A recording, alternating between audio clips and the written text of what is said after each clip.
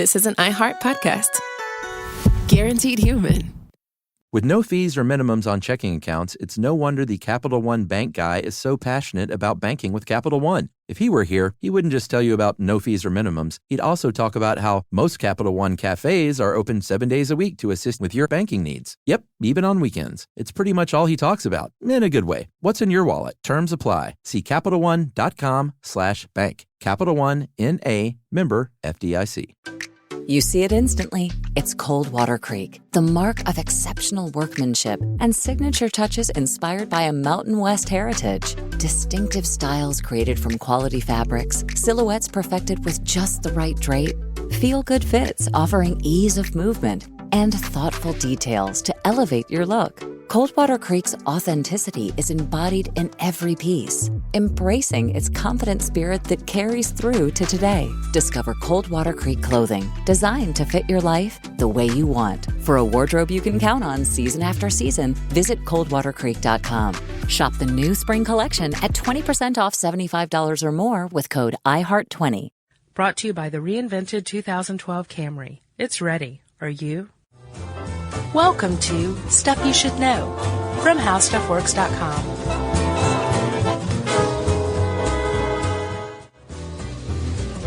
Hey, and welcome to the podcast. Chuck Bryant's here. I'm here, Josh, as always. And I'm Josh Clark, so thank you for joining us. How are you doing, Chuck? I'm doing good, man. I'm kind of crawling out of my skin a little bit, Chuck. I can tell, and I know why. Yeah, I could really go for a smoke, actually. Yep. I hate to admit it, but yeah, I'm a smoker. I'm a big-time, heavy smoker. Have been doing it for many, many years. That's what gives me this thick, lustrous voice. Right. Made for radio. Yeah. And as Chuck and most of the other people in the office know, if I could smoke in my cubicle, I would do so constantly. Right, like it's in 1950s. Exactly. Oh, I wish it was the 50s so bad. You would have thrived. Yeah, because not only could I smoke, I could also drink at work as well, which would be nice. Be great. You know? Yeah. It'd be like Mad Men, as you mentioned you like, right? Great show. So, since I can't smoke in my cubicle, I have to pop downstairs, 7, 8 times an hour. Right. Which I understand, people, in the, airline industry have to do as well now. The FAA banned the use of, this smoking cessation drug called, varenicline. Better known as Chantix. Chantix, yes. I always call it Shavix for some reason. Yeah, I don't know if you knew that. And basically, if you're an air traffic controller or a pilot, you are doomed to a life as a smoker because at the very least you can't use varenicline. Reports started trickling in that some people were suffering psychotic breaks. Right. Epilepsy, seizures. Yeah, I've heard it can make you suicidal too. Suicidal thoughts, and I got to tell you that, and this is linked. It hasn't been proven, obviously. Disclaimer. Right. But the last thing you want in an airline pilot is suicidal tendencies. Yeah. Because if you're going to go down, you might as well take the whole plane with you. Right. As you know, that's my worst way to die. Right, plane crash. So everybody in the airline industry that's either controlling planes or driving them is not allowed to take varenicline anymore. And so they're investigating it because it's a brand new class of drugs. It's not like any other drug on the market. Right. And it targets these nicotinic receptors, which are like really sensitive on the brain. Uh-huh. And they basically amplify other neurotransmitters. So if you are drinking, an alcoholic beverage, right? You want to smoke. Yep, absolutely. Right. The reason why is there's a Kansas State study that just came out that suggests that's because nicotine, you're not so much addicted to the direct effects that nicotine has on you. You're addicted to the accompanying effects it has. It turns up the pleasure that you get. Right. Dopamine and... Right. Which actually provides a lot of foundation for Newport's Alive with Pleasure ad campaign. Right. I wonder if they knew that back then, or else if they were just shooting in the dark and just happened to hit the target. Well, smoking definitely makes you feel better to a certain degree. Right, it does. We should probably tell everybody how smoking works, right? Yeah. Oh, I've been writing. Watch me go. I've been writing a lot about smoking lately, so I've got smoking on the brain for sure. Okay, well, that's funny because that's where smoking has its effect. Right, the nicotine receptors. Yeah, the nicotinic receptors, but also in a very standard way. What we know about smoking is that it activates the cholinergic pathways. That's the best way I can say it. I'm no doctor. Cholinergic. We're going to go with cholinergic. Sure. If you know the correct pronunciation of this word, keep it to yourself.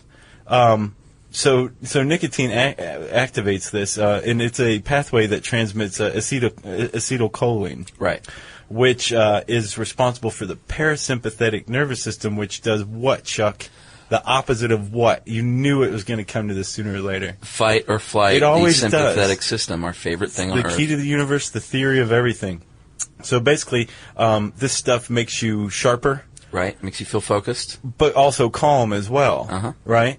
So that's one effect. The problem is that when you have these pathways damaged, it can lead to Alzheimer's because this stuff is in charge of memory and other cognitive functions. Right. Exactly. So smoking by proxy could arguably lead to Alzheimer's since it would overuse these pathways. Same thing goes with dopamine. Right. Dopamine is in the reward pathways of your brain, and they reinforce things that help you survive, like you want to eat, you want to sleep. Yeah, that's how we learn behavior, right? Right, and basically it just stimulates pleasant feelings. I'm glad we don't have a punishment system in our brain. I'll bet that would hurt. Yeah, punishment pathway? Yeah, exactly. AKA Catholicism? Yeah, exactly. I've got that going on. Mine's highly acute and well developed. Yeah, it also increases endorphins. I know you know a little something about endorphins. I want to tell you about endorphins, Chuck. Basically, they're the body's painkiller. Right, natural painkiller. And it's triggered by stress or pain. Also, sex actually triggers a release of endorphins. Right. And when you have a rush of them, you get kind of high. You get euphoric. This is what's responsible for the runner's high. Yeah, which I can tell you as a smoker, I've never achieved. I have no clue what the runner's high feels like, right? Yeah. I start to wheeze very, very quickly before I ever even get close. You have a runner's low. Pretty much. It's more like a runner's, like, drag myself across the floor kind of thing. But so it's kind of like you get this, from what I understand, the endorphins attach to the opiate receptors. Right. So all of a sudden it's like taking a giant hit of smack right in the old left arm, and there you go. The weird thing is that endorphin is released in different doses depending on the individual. It's unique to each person. Right. So you and I could bang the same knee, each of our knees on the same coffee table with the same force, and we get different doses of endorphins released. Sure. So I didn't realize that. Apparently endorphins are one of the few neurotransmitters that happen like that. So basically smoking gets you going in all these ways. Right. And nicotine we know is highly addictive substance, naturally occurring substance. Was it?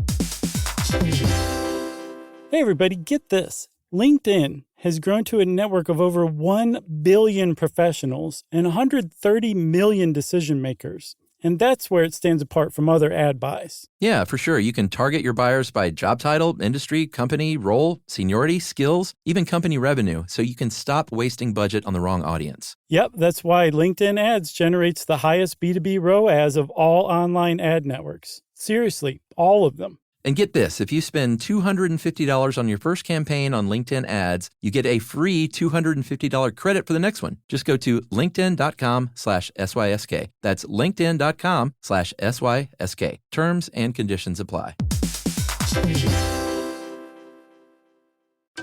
You see it instantly. It's Coldwater Creek, the mark of exceptional workmanship and signature touches inspired by a Mountain West heritage. Distinctive styles created from quality fabrics, silhouettes perfected with just the right drape, feel-good fits offering ease of movement, and thoughtful details to elevate your look.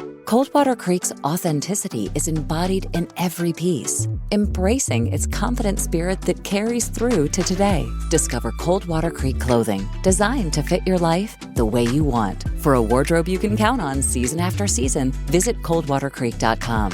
Shop the new spring collection at 20% off $75 or more with code IHEART20. Hey, was that ever proven? Because I got to tell you, the big tobacco guys are telling me that's not really true. Man. Is it true? Those guys are evil incarnate, buddy. Are you sure? Yeah, I'm very sure. I've been doing a lot of smoking research, and not only is nicotine really addictive, but cigarette companies have gone out of their way to add all sorts of stuff to make it even more addictive, to increase that rush of endorphins. It's unreal, man, when you start reading about this thing. Look, I saw the Insider, too, but I mean, really? I've got some facts for you. Let's hear them, Chuck. Well, there's 4,000 chemicals in a cigarette, and 599 ingredients in each and every cigarette. So that's value. I mean, how much is a cigarette? It's nothing. That's one way to look at it. Okay. You're getting methane and butane and rocket fuel and ammonia and cadmium. Where else am I going to get this in my daily life? Yeah, you're right. But Okay. You don't need that stuff, man. Oh. The body doesn't need cadmium? No, your body doesn't. Your cell phone battery does. I should probably stop taking my cadmium supplements Yeah, then. you should. Gotcha. Here's another smoking stat you might like. A pack-a-day smoker ingests a full cup of tar every year into their lungs. What about a 2-pack-a-day smoker? Would that be 2 cups of tar? 2 cups of tar. It's a 1-to-1 ratio there. Wow. So that's a full cup of tar in your lungs. And one reason, I used to kind of scoff at people who, when the cigarette companies started getting sued, like, everyone knows they're bad for you. How can you sue the cigarette companies? Sure. I don't feel that way anymore Why after doing this research, because I don't know about you as a smoker, but a lot of smokers, when they wake up, they have a pretty bad cough. 80% of smokers have that first cigarette in the first 10 minutes of their day, and it makes them stop coughing. So throw yourself back to the 1950s, before all these Surgeon General's warnings and things. When the Surgeon General was actually smoking. Right, exactly. You would wake up and cough and feel really bad. You have a cigarette, and it makes you feel better. Yeah, so sure. you keep smoking. Right. What's going on there is, inside your body, inside your lungs, and your bronchial tubes and everything, there are little cilia, little hairs that are like little street sweepers that just kind of swing back and forth, and they clean out, the bad debris and the particles, and they get to work. Right. Smoking kills those guys, numbs them or kills them, so where they stop sweeping. So you collect all the gook down in there, and then when you don't smoke overnight, they wake back up again and start sweeping again. So when you wake up as a smoker, you have all this mucus and stuff built up, so you want to cough it out. Take that first cigarette, and it kills the cilia again. They stop working. You stop coughing. You think you feel better. That's nuts. Isn't that crazy? That is crazy. It's biology, man. Wow. Here's something else for you. You know what free-base nicotine is?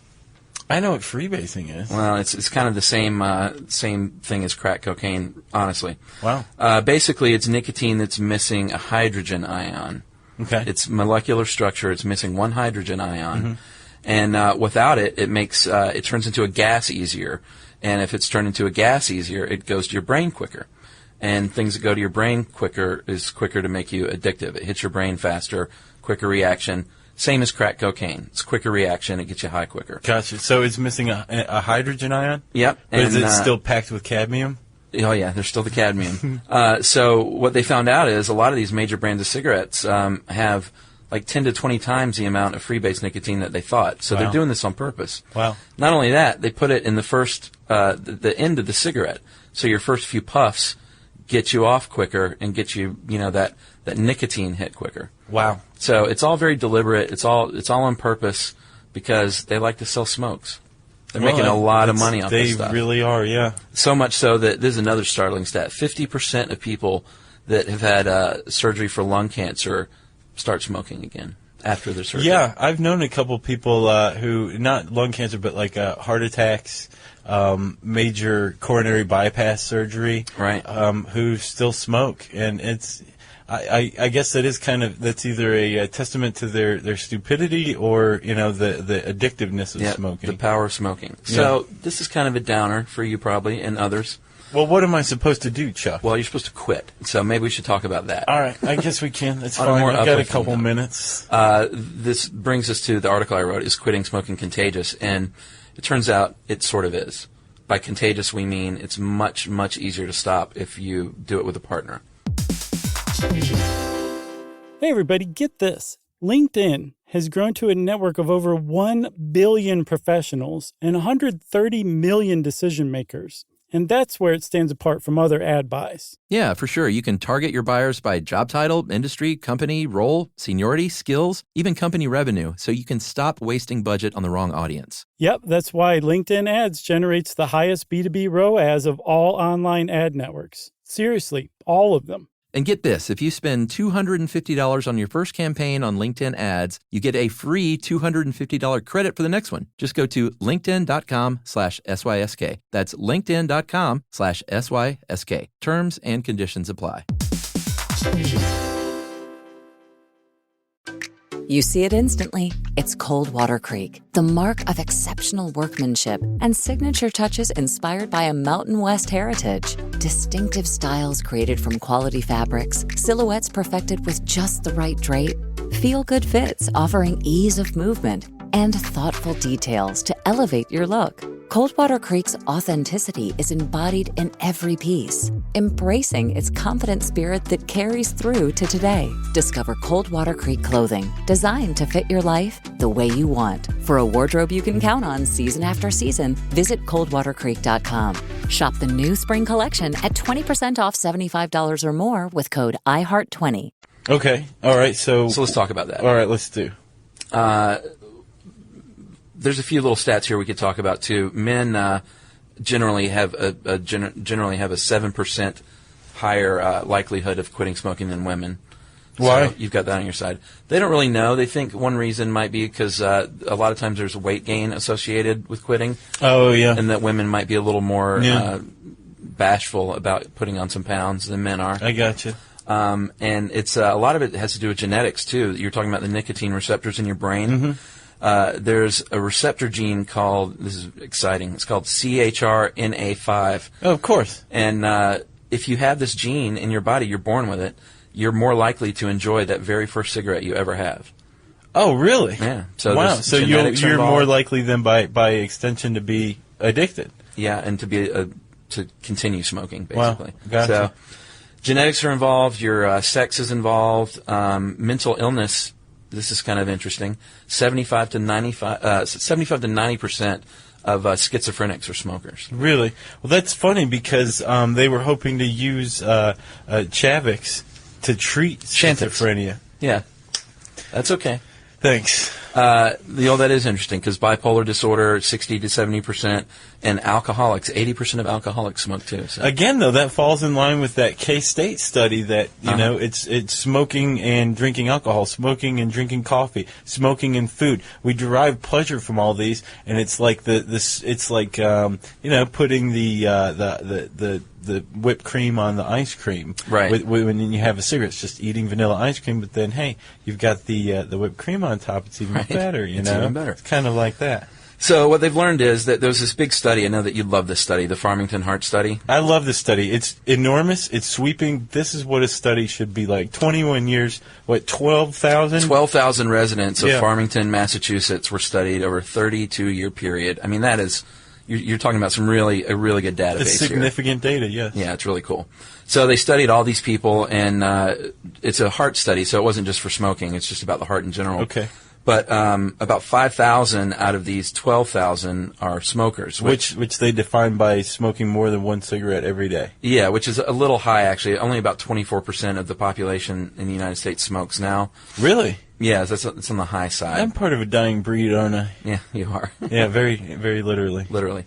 So they studied these folks, and they found what they basically did was they researched friends and family members and coworkers to get a subset of connection, basically, people who are connected to each other. Right. And what they found were that people that quit smoking, whose spouse quit smoking, you're 67% less likely to smoke if your spouse quits. Now, I can understand that, because you're living with somebody, they see you every day. But in quite the opposite, you can intimidate your mate out of smoking if they know they're going to get in trouble. There's that kind of exactly. Yeah. Fear-based. Yes, exactly. And it extended even further than that. Coworkers were 34% less likely to continue smoking because I know a lot of times you have your smoke buddies that you go down and have your smoke with. Sure, I'm not naming names, though. No names being named, but if that person were to quit, then you're 34% less likely to continue smoking. Don't you think that's a significant drop? I mean, that's 67% For your to spouse. 34%. Well, hopefully that's kind of a good ratio from your spouse to a coworker. I guess, yeah. Close friends, you have a 36% chance of continuing smoke. Right. Siblings is 25%. Sure. So they definitely established a link that if you quit smoking with somebody else, big significant chance that you're going to quit smoking as well. Well, what I found super interesting in this article was that that you said that the 6 degrees of separation rule actually applies. Right. So the Kevin Bacon rule. Exactly. Yeah. And if you put it, there's subject A, B, and C, and subject A knows subject B, and subject B knows subject C. Is everyone following this so far? Yes. Okay. If subject A quits smoking, then subject C is more likely to quit smoking as Right. well, even though they don't know each other? Yeah. How? And How? I don't know. I don't understand that. Does They don't subject explain B, just by knowing subject A, carry the triumph of quitting with him or her to subject C, or what? Maybe so. I don't think that can be explained, but it's in the data. I mean, 29% less likely to continue smoking. Subject C is if subject A quits, even if they don't know each other. Gotcha. And subject D, it extends even farther, 11% chance. That's crazy. So that's 3 people away. So there's a statistical link. They're just not entirely certain what that link is. No. I gotcha. They're not sure what that link is, but what they do know from the study is that just as you enable each other when you smoke, smokers form clusters usually, and when that cluster starts to break up, you'll either be a part of the non-smoking cluster, or you'll go off and form a new cluster with new smoking friends. Right, and I can totally understand that. Just down in the courtyard, I know people who I don't see at all anymore. Sure. Because they quit smoking. Or they died. One of the two. Yeah, exactly. That's the downer way to look I at it. hadn't considered that. But the good news is you need to buddy up with somebody. Not you. Of course I'd like you to quit. But you out there who are smokers, buddy up with someone. If it's your wife, try it together. You might want to kill each other at first. But it turns out it's much, much easier when you have some support around you. So, Chuck, thanks for all this. Sure. As a smoker, my one real takeaway from this is don't bother smoking anything but the first third of the cigarette, because that's where the pop is. So. Yeah. I'm glad that was your takeaway. It was. I'm going to actually go puff over this whole thing. Right. Chew over it, I mean. Sorry. I'm going to go for a jog. Yeah, well, don't you go anywhere. Don't smoke or anything like that. Just stick around for a second to find out which article in practice Chuck thinks is ridiculous. I honestly don't know what it is. Chuck, what article do you think is ridiculous, and what practice, I should say? What practice? It's called noodling. And what is noodling? Noodling is... the best way to say this. Rural folks will go out into a lake. Mm-hmm. They will get into the water. Yeah. They will reach down underwater with their hands into mud holes and let a catfish bite onto their arm and pull this thing out attached to their limb. Okay, I actually have heard of that. But That is I've heard it noodling. called stumping, I think, or something like that. Well, by any other name is also a rose. I have no idea, but it's called noodling in this article, and it's ridiculous to me. So why? I mean, if you can catch a fish without having to spend the money on hook or bait or anything, why not? I know we're going to get complaints from noodlers all over the country. I but agree. Well, I'm going to go ahead and say that catfish is delish no matter how you catch it. It's frightening maybe more than anything. It reminds me of the scene in Flash Gordon where Timothy Dalton is reaching into that hole. I have no idea what you're talking about. It's a good movie. You should see it. All right, well, go see Flash Gordon, apparently, and be sure to read how noodling works on HowStuffWorks.com. Chuck commands you. For more on this and thousands of other topics, visit HowStuffWorks.com. Let us know what you think. Send an email to podcast@HowStuffWorks.com. Brought to you by the reinvented 2012 Camry. It's ready. Are you? You see it instantly. It's Coldwater Creek, the mark of exceptional workmanship and signature touches inspired by a Mountain West heritage. Distinctive styles created from quality fabrics, silhouettes perfected with just the right drape, feel-good fits offering ease of movement, and thoughtful details to elevate your look. For a wardrobe you can count on season after season, visit coldwatercreek.com. Shop the new spring collection at 20% off $75 or more with code IHEART20. Ever feel like your bedroom's shrinking? Don't worry, you don't have to sell your favorite things to make space.